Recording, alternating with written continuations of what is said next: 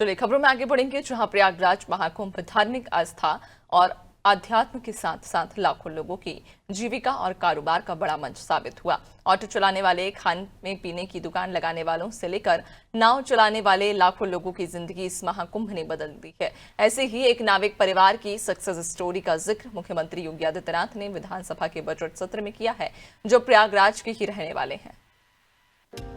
महाकुंभ ने बदल दी नाविक परिवार की जिंदगी। पिंटू मेहरा ने 45 दिन में कमा डाले 30 करोड़ रुपए। एक दिन की औसत कमाई 65 लाख। पिंटू को 2019 के कुंभ से मिला था आइडिया। घर की महिलाओं के गहने बेचकर खरीदी 70 नाव।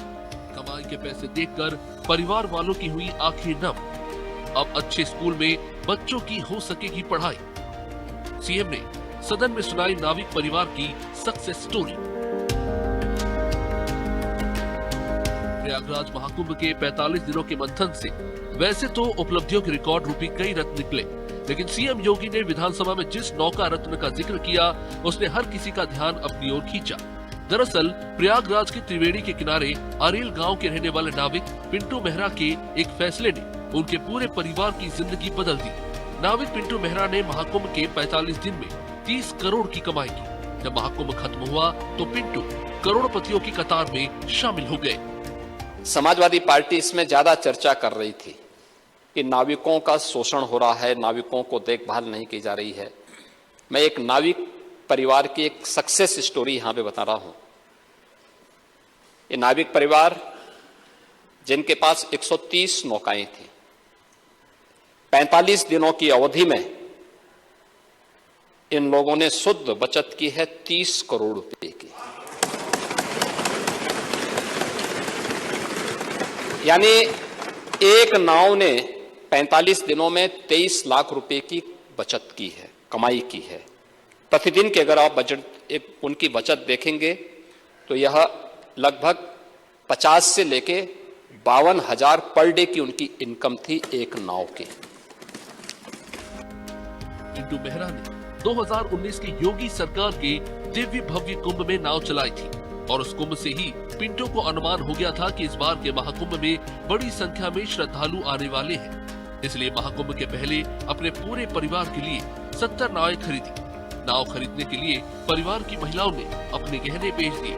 पहले से उसके 100 से अधिक सदस्यों वाले परिवार में 60 नाव थी। इस तरह इन 130 नाव को उसने महाकुंभ में उतार दिया और नाव ने उनके परिवार को इतनी कमाई करा दी कि अब इससे कई पीढ़ियों का जीवन सुधर जाएगा। प्रधानमंत्री जी, माननीय मुख्यमंत्री जी योगी आदित्यनाथ जी, उनका और बहुत बड़ा योगदान रहा और इन्होंने भव्य कुंभ बनाया, डिजिटल कुंभ बनाया। इसी कारण श्रद्धालु बहुत अधिक से अधिक आए, बहुत ज़्यादा। इसी कारण हम नाविकों का भी इसी वजह से कमाई हुआ है।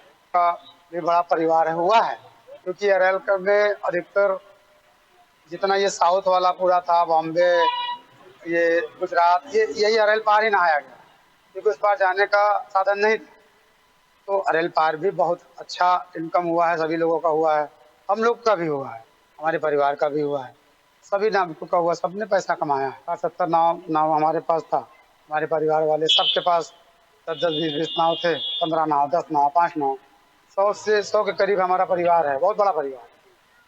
तो और जैसे कि नाव वाले हैं, बारी नाव बुला लेते हैं, बारी नाव वालों को जो है बुलाने के बाद अपने पास रख लेते हैं और उनसे तय कर लेते हैं, भाई इतना पैसा देंगे, इतना नहीं देंगे, मतलब इतना पैसा आपको हम देंगे। पहले से ही वो तय कर लेते हैं कि भाई हम पर डे आपको इतना देंगे। इसी हिसाब से जब चलता रहता है। इस बार के आयोजन से कितना खुश हैं आप? बहुत खुश हैं। योगी जी का धन्यवाद, मोदी जी का धन्यवाद, बहुत खुश हैं। बहुत, हम लोगों ने जितना सोचा नहीं था उससे ज्यादा कमाया है। पिंटू मेहरा और उसके परिवार का कहना है कि योगी और मोदी के प्रयास से आयोजित इस दिव्य भव्य और डिजिटल महाकुंभ ने उनकी ही नहीं बल्कि हजारों नाव चलाने वाले परिवारों की जिंदगी बदल दी। जिन्होंने भी कर्ज लेकर नावें खरीदी, वो सब अब लखपति बनकर घूम रहे हैं। महाकुंभ उनके लिए संकट मोचक बनकर आया और सीएम योगी के प्रयासों से उनकी कमाई हुई। अनादि टीवी के लिए लखनऊ से अभिषेक शर्मा की रिपोर्ट।